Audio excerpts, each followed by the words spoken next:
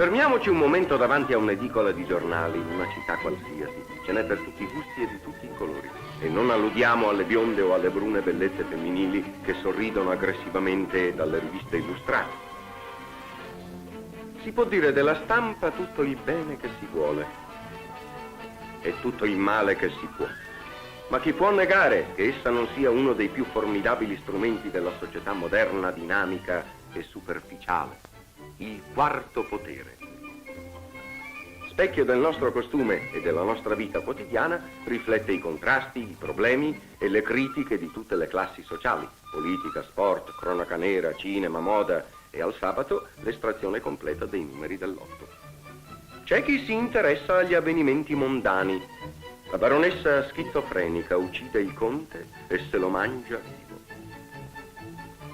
E chi ha problemi di palpitante attualità. L'eroe delle praterie salverà l'innocente fanciulla e il marziano come si vendicherà. Il giornale moderno vive di notizie, di avvenimenti sensazionali, di informazioni e di idee. Se le idee sono qualche volta contrastanti, beh, questa è la prova che viviamo in tempi di libera e rispettata discussione. C'è chi vede tutto rosa, chi tutto nero, chi tutto rosso e chi vede poco o niente. Dove non c'è libertà e ogni azione è controllata dall'occhio che vede tutto e ogni parola registrata dall'orecchio che sente tutto, il giornale diventa un altoparlante che impone a ogni cittadino la volontà di un unico partito, di un'oligarchia o addirittura di un solo uomo. Tu devi salutare così. Tu devi vestire così. Tu devi pensare così. Tu devi marciare così. E come si va a finire lo sappiamo tutti. Dove invece c'è libertà, chiunque può esporre le proprie opinioni, sui giornali come nelle piazze. Qualche volta gli ascoltatori sono pochini, non è certo colpa della democrazia. Ma anche dove i partiti richiamano grandi folle, si può sempre levare una voce che dica apertamente: io non la penso così. Uno dei segni della partecipazione del cittadino alla vita collettiva e della sua libertà di critica è la frequenza delle lettere al direttore, una rubrica aperta a tutti i lettori. Si criticano certe ordinanze comunali o certi programmi radio, si protesta, si sollecita. Le lettere passano poi al direttore che risponde, spiega, consiglia, anche se si tratta di quesiti femminili strettamente confidenziali.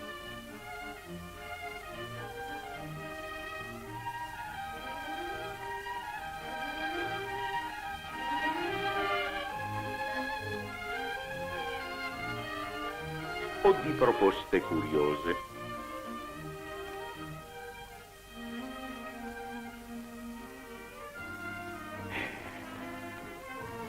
Signor direttore, parliamoci da uomo a uomo. Come la mettiamo la storia di queste ragazze moderne che rappresentano un pericolo pubblico?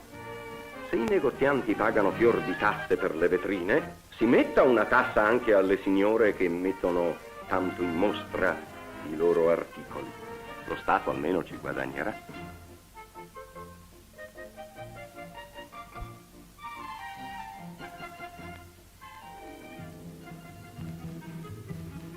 Altre lettere portano l'incessante appello di chi ancora non ha una casa.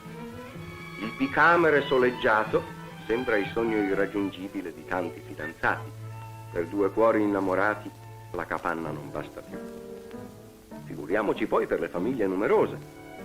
Ah, se ci vogliono.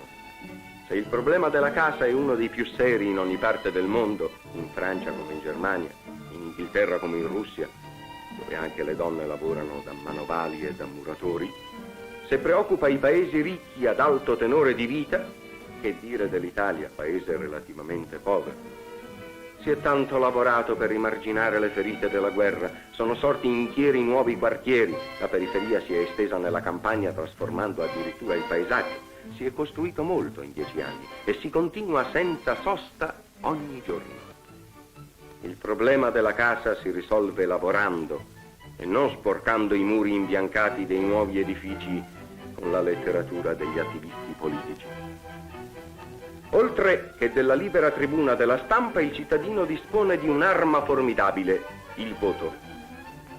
Questo signore crede di essere molto spiritoso scarabocchiando la scheda e non capisce che facendo così prende in giro soltanto se stesso.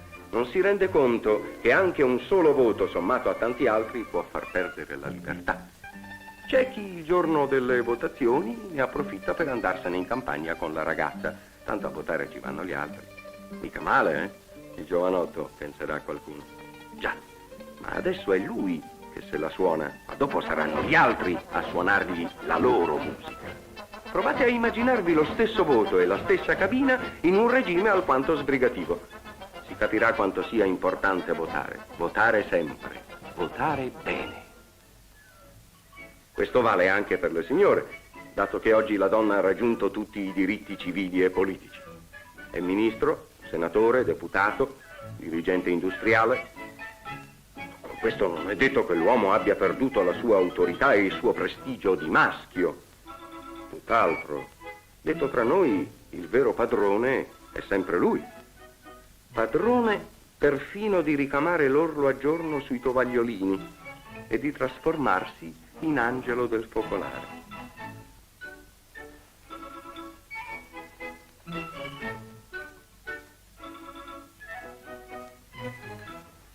Un lettore fa una domanda imbarazzante. Che succede quando un partito che predica ogni giorno la rivoluzione arriva al potere? La storia è sempre uguale. Si comincia con un comitato rivoluzionario e con una fotografia storica a uso delle masse. Notare in prima fila le nuove generazioni intransigentemente dinamiche.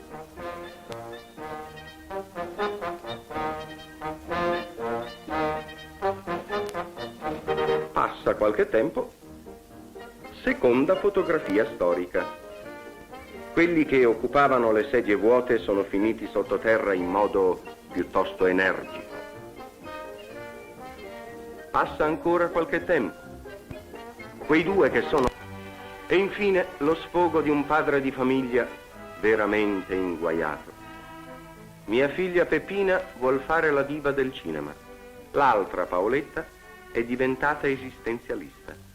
Mia moglie Teresina parla di evadere dal grigiore della vita borghese. Ma che debbo fare? E che vuol fare, combinato com'è? Ci sarebbe un mezzo sicuro. Ha mai visto al circo come si domano le leonesse feroci? E faccia anche lei il domatore una volta tanto. Hop, hop, hopla, hop, hop. Visto? Democratici sempre, però quando ci può ci può.